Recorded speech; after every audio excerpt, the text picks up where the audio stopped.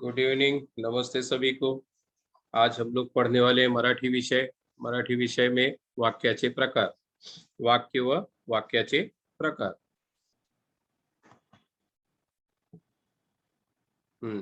वाक्य म्हणजे काय? वाक्य का अर्थ क्या होता है, सबसे पहले देखें। संपूर्ण अर्थ व्यक्त करणाऱ्या शब्द समूहाला वाक्य म्हणतात।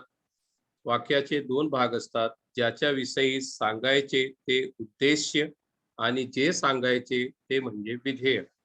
वाक्य छोटे छोटे शब्दों का एक अर्थपूर्ण समूह। अर्थपूर्ण का मतलब जिसका कुछ मीनिंग होता है, अर्थ होता है।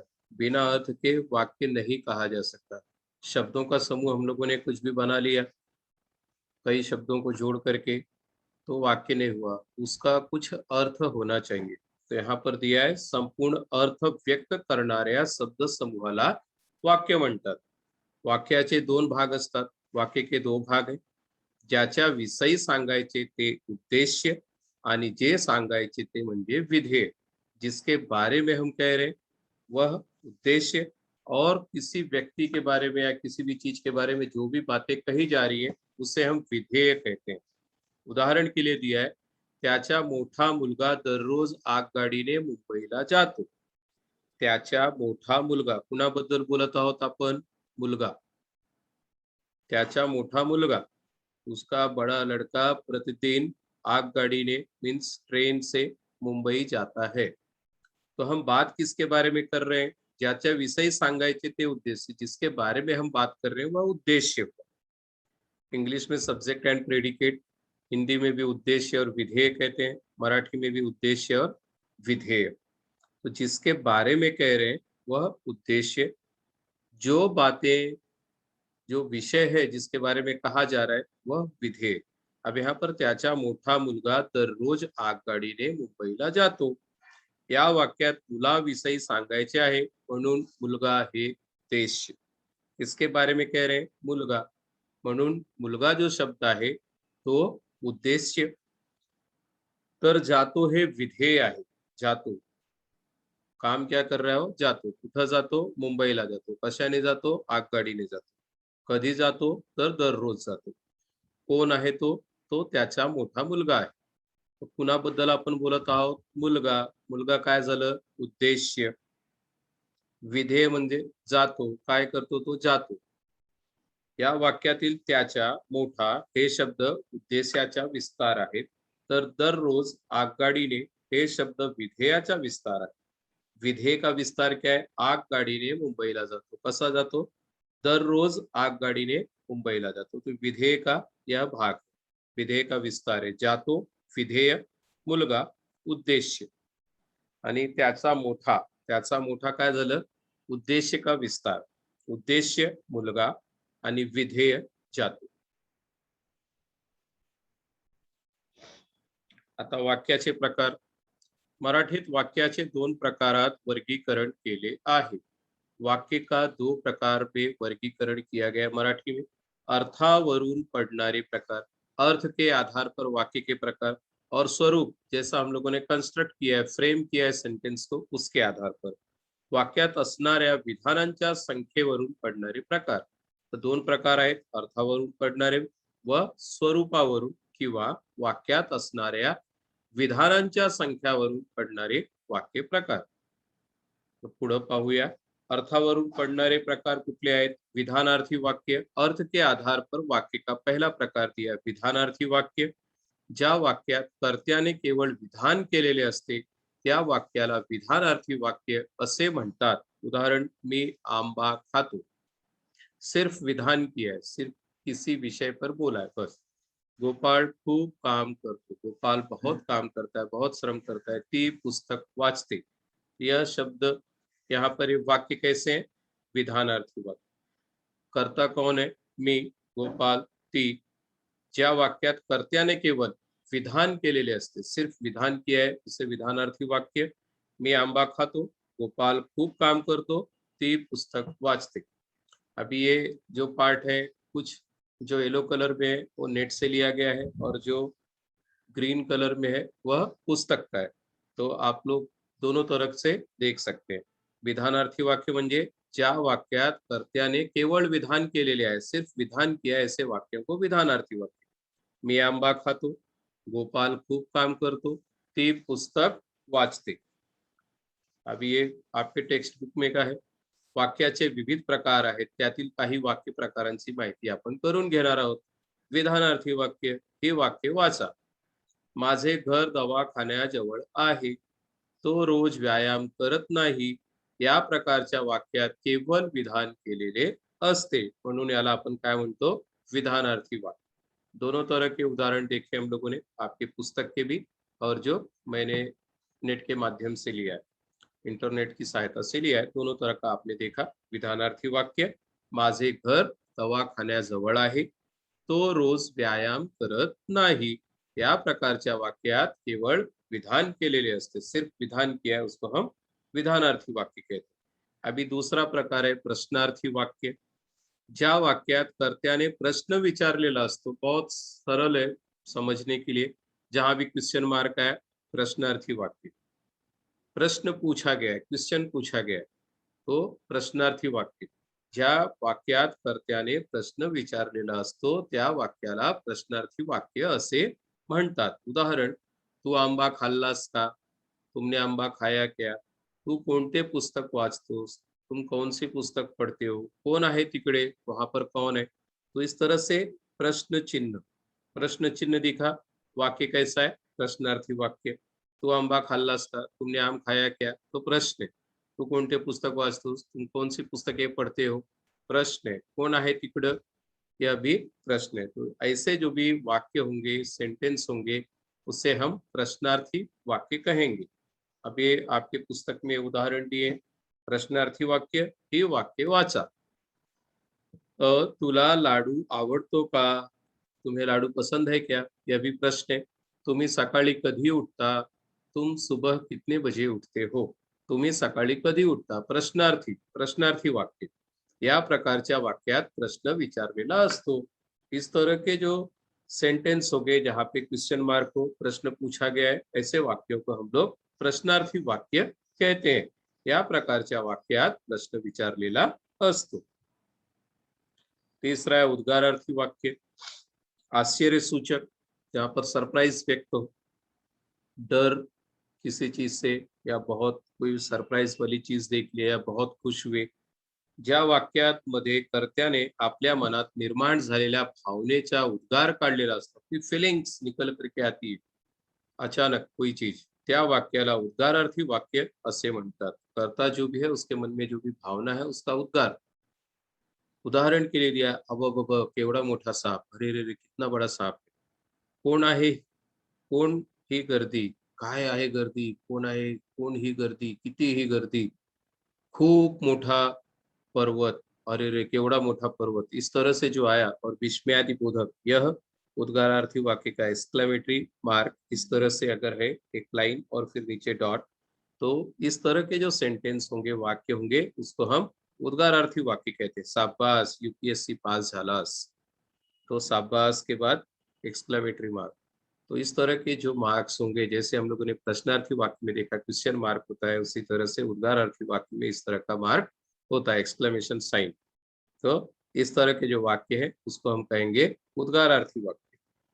अब यहाँ पर आपके पाठ्य पुस्तक से है उद्गारार्थी वाक्य, ये वाक्य वाचा, अरे रे रे फार वाईट झाली. तो यहाँ पर पहचान के लिए क्या है, ये जो मार्क है, इससे हम पहचान जाते हैं कि यह उद्गारार्थी वाक्य है. जैसे क्वेश्चन मार्क है तो प्रश्नार्थी, उद्गारार्थी है तो एक्सक्लेमेटरी मार्क. उद्गारार्थी, शाबाश चांगले काम केलेस, शाबाश बहुत अच्छा काम किया तुम. तो इस तरह से जो मार्क आएगा विस्मयादिबोधक चिन्ह, से कहेंगे हम उद्गारार्थी वाक्य. या प्रकारच्या वाक्यात भावनेचा उद्गार काढलेला असतो, फीलिंग, स्ट्रॉन्ग फीलिंग्स जो अचानक हमें निकल करके आती है. कोई बहुत बड़ा सांप देख लिया हमने, या कोई डरावनी चीज देख ली तो हम डर जाते हैं, अरे रे रे रे क्या हो गया. तो इस तरह से जो शब्द निकलते हैं उद्गारार्थी वाक्य, उससे तो पहचान के लिए एक्सक्लेमेटरी मार्क उनको दिखाई देगा. अब ज्या वाक्यातून आज्ञा, आशीर्वाद, विनंती, उपदेश, प्रार्थना इत्यादी गोष्टींचा बोध होतो, असा वाक्यास आज्ञार्थी वाक्य असे म्हणतात. आज्ञार्थी अर्थात हम किसी को आज्ञा कर रहे हैं, आशीर्वाद दे रहे हैं, विनंती कर रहे हैं या उपदेश कर रहे हैं, प्रार्थना कर रहे हैं। उदाहरण के लिए यहाँ पर दिया है, तो दरवाजा बंद कर, उस दरवाजे को बंद करो। तो आज्ञार्थी वाक्य, देव तुझे भले करो, भगवान तुम्हारा भला करे, ये भी यहाँ पर आशीर्वाद दिया है। फिर कृपया शांत बसा, विनंती रिक्वेस्ट है, आप लोग शांत बैठिए। देव, देवा मला पास कर, हे भगवान मुझे पास कर दो, भगवान से प्रार्थना कर रहे हैं। प्राणी मात्रांवर दया करा, उपदेश है कि आप लोगों को उपदेश दिया जा रहा है कि जो भी छोटे जीव जंतु हैं, प्राणी हैं, उन पर आप दया करिए। तो इस तरह से जो वाक्य होते हैं उसे हम आज्ञार्थी वाक्य कहते हैं। यहाँ पर आपकी पुस्तक से ये वाक्य वाचा, मुलांनो रांगेत चला, बच्चों लाइन में चलिए, क्यू में चलिए, उत्तम आरोग्यासाठी व्यायाम करा, अच्छे आरोग्य के लिए एक्सरसाइज करिए, व्यायाम करिए। तो यह आज्ञा है। इस तरह के जो सेंटेन्स है वह आज्ञार्थी वाक्य है। या प्रकारच्या वाक्यात आज्ञा किंवा आदेश असतो। इस प्रकार के जो वाक्य हैं उसमें आज्ञा होगी, आदेश होगा। उसके पहले हम लोगों ने देखा आशीर्वाद हो सकता है, उपदेश हो सकता है, प्रार्थना हो सकती है। तो इस तरह के जो वाक्य हैं उसको हम कहेंगे आज्ञार्थी वाक्य। अब यहाँ और भी ढेर सारे प्रकार हैं, लेकिन आपकी पाठ्य पुस्तक में ये 4 प्रकार दिए। उसके बाद जो दूसरा था, स्वरूपावरून पडणारे प्रकार, इसी फ्रेम कैसे हम सेंटेंस करते हैं उसके आधार पर वाक्य के 2 प्रकार दिए। केवळ वाक्य, ज्या वाक्यामध्ये एकच उद्देश व एकच विधेय असते त्यास केवळ वाक्य किंवा शुद्ध वाक्य असे म्हणतात। राम आंबा खातो, एक उद्देश्य और एक विधेय। उद्देश्य और विधेय पहले देखा हम लोगों ने, जिसके बारे में कह रहे वह उद्देश्य और जो भी कहा जा रहा है वह विधेय। राम उद्देश्य, विधेय खातो, राम आंबा खातो, एकच उद्देश्य व एकच विधेय, एक ही उद्देश्य और एक ही विधेय है। तो इस तरह के जो वाक्य होंगे उसे केवल वाक्य कहते हैं। संदीप क्रिकेट खेळतो, संदीप उद्देश्य, खेळतो विधेय, एक उद्देश्य आणि एक विधेय म्हणजे काय असेल तो, असा प्रकारचा वाक्य जो असतो त्याला आपण केवळ वाक्य म्हणतो। एक उद्देश्य और एक विधेय, उसे हम केवल वाक्य कहते हैं। अब आपकी पुस्तक के उदाहरण है, ती रोज सकाळी लवकर उठते, वह प्रतिदिन सवेरे जल्दी उठती है। ती रोज सकाळी लवकर उठते, वह रोज सवेरे जल्दी उठती है। तो ती उद्देश्य, उठते विधेय। ती कसोटी सामन्यात खेळतो का, तो कसोटी सामन्यात खेळतो का, तो उद्देश्य, खेळतो विधेय। तो ही केवळ वाक्य आहेत। केवळ वाक्यात एकच विधान असते, त्यामुळे एक उद्देश्य व एकच विधेय। पहले के उदाहरणों में भी हम लोगों ने देखा, एक उद्देश्य है, एक विधेय है, उसे हम कहेंगे केवल वाक्य। केवल वाक्य में विधानार्थी भी हो सकता है, प्रश्नार्थी भी हो सकता है। जैसे यह विधानार्थी वाक्य है कि रोज सकाळी लवकर उठते, यह प्रश्नार्थी वाक्य है, आज्ञार्थी भी हो सकता है, होकारार्थी, नकारार्थी। यहाँ पर उदाहरण हम लोगों ने नहीं देखा। होकारार्थी मीन्स किसी पॉजिटिव सेंटेंस जिसको बोलते हैं। हाँ वाले शब्द नकारार्थी, निगेटिव सेंटेंसेस जिसमें नकारात्मक बातें आती, मैं खाना नहीं खाऊंगा, नहीं जैसे शब्द आए तो नकारार्थी। तो आपको आगे की क्लासों में होंगे होकारार्थी व नकारार्थी, या आगे सिलेबस में होगा। तो केवल वाक्य में इस तरह के सभी आ सकते हैं। केवल वाक्य, एक विधेय और एक उद्देश्य, इसको ध्यान में रखना है।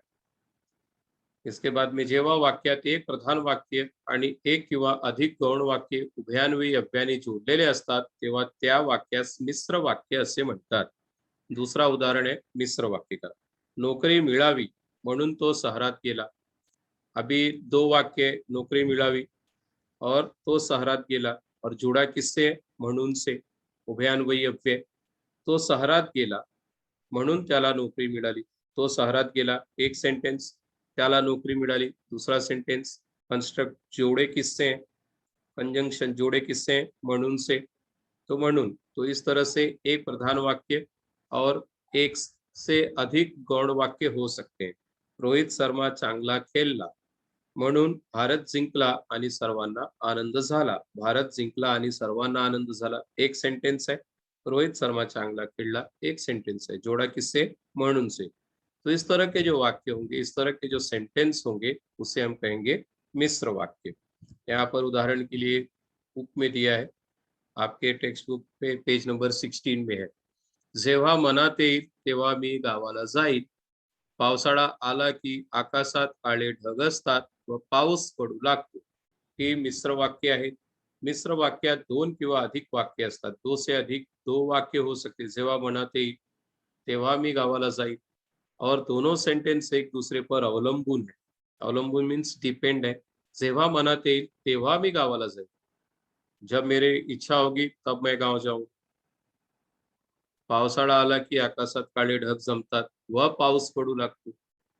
बारिश आई कि आसमान में काले ढग आते, काले मेघ आ जाते हैं और फिर बारिश होने लगती है. तो यहाँ पर दो या दो से अधिक सेंटेंस हो सकते हैं, लेकिन वे एक दूसरे पर डिपेंड है, आश्रित है. जेव्हा मनात येईल, जब मन में आएगा.